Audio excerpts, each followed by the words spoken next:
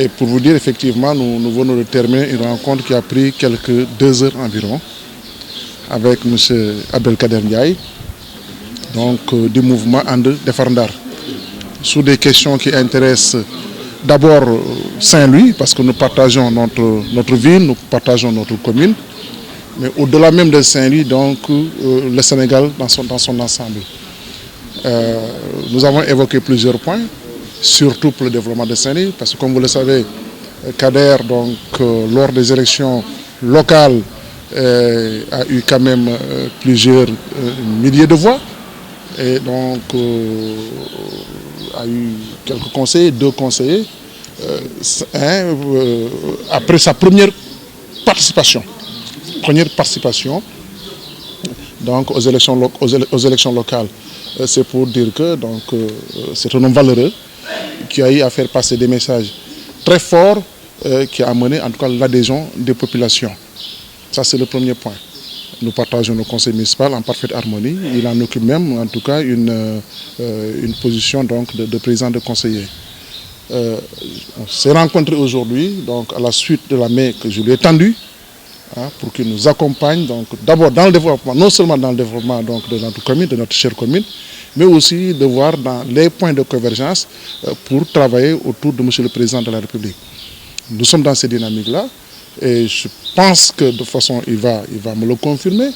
D'abord pour le référendum qui est à l'ordre du jour présentement, je pense qu'en faisant une analyse lucide de l'ensemble des propositions qui constituent donc, ce projet de réforme, l'adhésion de l'ADN est une adhésion avec un oui massif.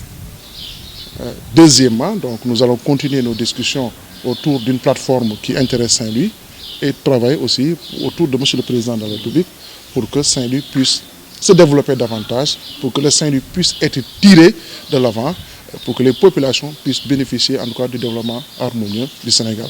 Et ça, c'est important. Donc, on a été accompagné de part et d'autre des responsables du bureau, donc vraiment des responsables politiques. Et je pense qu'on a eu des discussions franches et fructueuses, et des discussions qui ont été vraiment sanctionnées par une entente pour le développement du Sénégal. Michel Mar, beaucoup parlent de ce référendum comme un deuxième tour des élections locales. Est-ce que vous êtes dans cette logique? Non, ce n'est pas un deuxième tour, ni un troisième tour, ni un quatrième tour. C'est même pas des élections, donc c'est un référendum qui appelle donc, les populations à se prononcer par rapport à un projet bien défini. Et en analysant ce projet, en tout cas la balance montre que c'est un projet qui non seulement qui consolide les acquis démocratiques de notre pays, mais aussi qui renforce l'état de droit. C'est un référendum qui fait suite aux assises nationales, qui font suite au rapport de la CERENI par rapport aux attentes et aux aspirations des populations, renforcement de la démocratie. Comment dirais-je, l'état de droit par rapport au mandat, la durée du mandat, la restauration du quinquennat, fixer le quinquennat de telle sorte que demain, quelqu'un ne peut pas venir pour dire que je vais augmenter en tout cas la durée du mandat, ou faire plus de 3 mandats, etc. Donc moi je pense que c'est des questions très importantes, j'en souligne quelques-unes tout simplement, mais c'est pour dire qu'en regardant les 14 ou les 15 points, nous pouvons dire que en fait, ce référendum, ces points-là, en réalité, ne sont pas des points qui, politiquement, ne sont pas favorables à M. le Président de la République, parce qu'il partage son pouvoir. Il partage son pouvoir donc, de nomination des membres du Conseil constitutionnel avec l'Assemblée nationale. Il partage le pouvoir, en tout cas, législatif.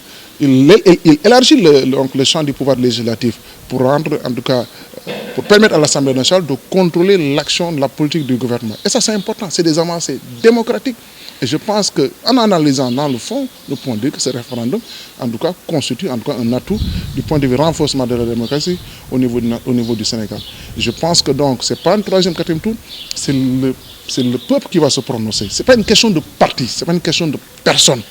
C'est une question posée aux populations et nous pensons fondamentalement que les populations vont apporter leur oui, puisque là, vous voyez, moi, je suis là depuis plusieurs jours, mais je ne vois personne sur le terrain, à part donc, voilà, les populations qui essaient en tout cas donc, de travailler dans une dynamique pour répondre positivement à l'appel de M. le Président de la République. Vous le dites au niveau local, quoi. Au niveau local. Au niveau local. Hein. Voilà. Donc, M. Ndiaye, donc vous êtes le président du mouvement ADN. Vous venez de rencontrer M. le maire, comme il l'a dit. Vous avez une convergence de vues. Aujourd'hui, quelle est la position de l'ADN par rapport à tout cela? Je vous remercie, cher. Donc, aujourd'hui, nous étions réunis. La délégation donc, du maire et de l'APR pour discuter avec la nôtre, celle de l'ADN, donc le mouvement citoyen Andano Defar-Ndar, pour parler du référendum et éventuellement d'un cadre de partenariat au-delà du référendum entre nos deux organisations. Je voudrais que donc c'est un appel au dialogue politique suite à l'appel au dialogue politique du président de la République Macky Sall sur la question du référendum. Et notre frère et ami, notre maire Mansour Faye était venu donc nous tendre la main pour discuter avec avec notre organisation sur ces questions. Comme vous l'avez dit, ADN est un mouvement responsable, indépendant. Nous ne sommes sous le joug d'aucune influence. Nous ne sommes motivés par aucune tentative de quelque nature que ce soit. C'est en toute responsabilité que nous avons discuté sur des questions qui interpellent le devenir de notre pays. Un référendum, c'est certes un vote, mais c'est une consultation populaire. C'est une consultation populaire sur des questions d'intérêt et d'enjeu national ou international. Nous n'avons jamais voulu au départ nous prononcer tant que nous n'avions pas en main, nous n'étions pas entrés en possession du texte définitif sur le projet de révision constitutionnelle. C'est pourquoi vous avez vu les débats jaser de partout, mais nous avons une stature intellectuelle qui nous impose des positions réfléchies, documentées, argumentées. Et dans ce contexte, comme vous le savez, ce qui agite les autres organisations politiques citoyennes, ce sont les mêmes problèmes qui agitent aussi notre mouvement. À ce niveau, il y a eu les deux tendances, mais après débat objectif, direct sur la question, parce que moi je suis un démocrate à tout point de vue. Je ne m'accroche pas au pouvoir et je ne suis pas là pour régner ou imposer mon dictat en permanence. Quand des questions se posent, on demande l'avis de tout le monde. Nous nous sommes réunis, il y a eu deux tendances. Le oui est majoritaire. Et je ne rentrerai pas dans les détails parce que je dois argumenter pourquoi les gens ont dit oui. Oui, de manière objective. Ils disent que évitons le piège du non. Pendant longtemps, nous nous sommes battus pour que le septennat, pour que le quinquennat revienne. Ce projet de révision demande qu'on restaure le quinquennat. Est-ce qu'on doit dire non? On veut ramener le mandat de 7 à 5 ans ou dire non? Est-ce que ce n'est pas objectif? Nous nous sommes toujours battus pour la promotion des candidatures indépendantes à toutes les élections législatives, présidentielles, et locales. Aujourd'hui, le texte nous dit que pour toutes les élections, des candidatures indépendantes sont autorisées. Troisième chose, en ce qui concerne la consolidation de l'état de droit, en ce qui concerne la consolidation donc des devoirs et des droits des citoyens, le renforcement des institutions de la République sur les 14 points, même s'il n'y a pas si la proposition de révision ne répond pas à toutes nos attentes, quand même elle intègre des points positifs. Donc nous disons que nous, sur la base de notre analyse et des positions partagées, notre mouvement va demander à nos militants de voter pour le oui. Oui, massif. Toutefois, nous demandons au président de la République, au gouvernement et surtout à la majorité de Benno Bokk Yakaar que nous avons beaucoup partagé, nous avons cheminé ensemble et un long cheminement sur les questions institutionnelles.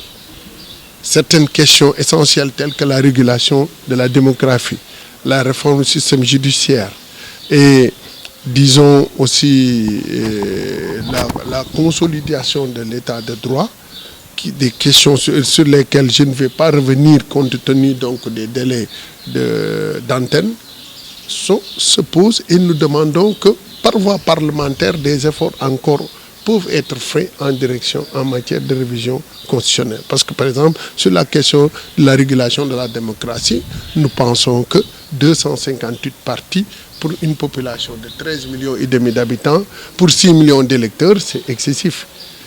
Le texte quand même va quand même engager une réforme. Mais il faudrait qu'aussi sur le plan législatif et réglementaire, qu'il y ait quand même une suite et des prolongements pour ces textes qui suivent. Donc sur la question du référendum, de manière démocratique, de manière objective, nous nous sommes réunis et c'est le oui qui est majoritaire. Donc c'est la position officielle du mouvement. Et nous ne sommes soumis à aucune influence et je refuserai que notre indépendance soit entamée à ce niveau. Deuxième point d'analyse concernant la main tendue pour travailler ensemble. Nous resterons toujours constants. Nous avons la dénomination de notre mouvement, c'est Andando Defar Ndar. Comme l'a dit Sylvie, nous sommes tous des dignes fils de Saint-Louis. Il n'y a jamais eu, il ne faut pas confondre concurrence et adversité. Si les gens pensent que Mansour est un adversaire ou un ennemi, c'est qu'ils se trompent. Et je n'accepterai jamais cette stature vis-à-vis d'un Saint-Louisien. Parce que doomu Ndar dañ mos ànd di def. dañ doon wut, c'est lui qui a été élu maire. On se range derrière lui pour travailler avec lui. Maintenant, avec quand même un cadre, des conditions. Et je pense que si elle les accepte, nous allons continuer le travail avec beaucoup d'aisance. Nous n'avons pas à surciller sur cette question. La vie est ainsi faite d'union et de désunion. Aujourd'hui, nous avons une parfaite convergence sur la question du référendum, sur le partenariat que nous devons développer pour avoir un projet fédérateur pour la ville de Saint-Louis. Nous allons nous employer sans état d'âme. Comme disent les militaires, sans hésitation ni murmure. Donc je suis heureux de saluer aujourd'hui que nous puissions nous retrouver sur cette question et pouvoir travailler ensemble dans l'intérêt de la ville de Ndar, dans l'intérêt du Sénégal. Ma personne ou sa personne ne compte pas. Ce qui compte, c'est la communauté nationale, c'est la communauté locale, c'est le développement, l'émergence dans notre pays.